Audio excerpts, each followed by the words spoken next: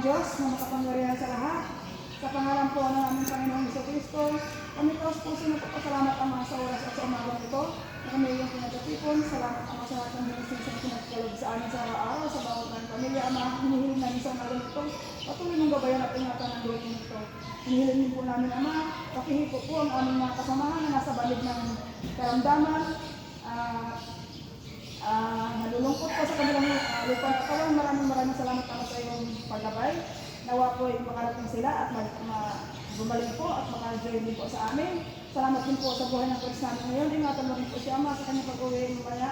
At samahan po kami sa umagang ito. Sa iyo po namin lahat ng paubaya.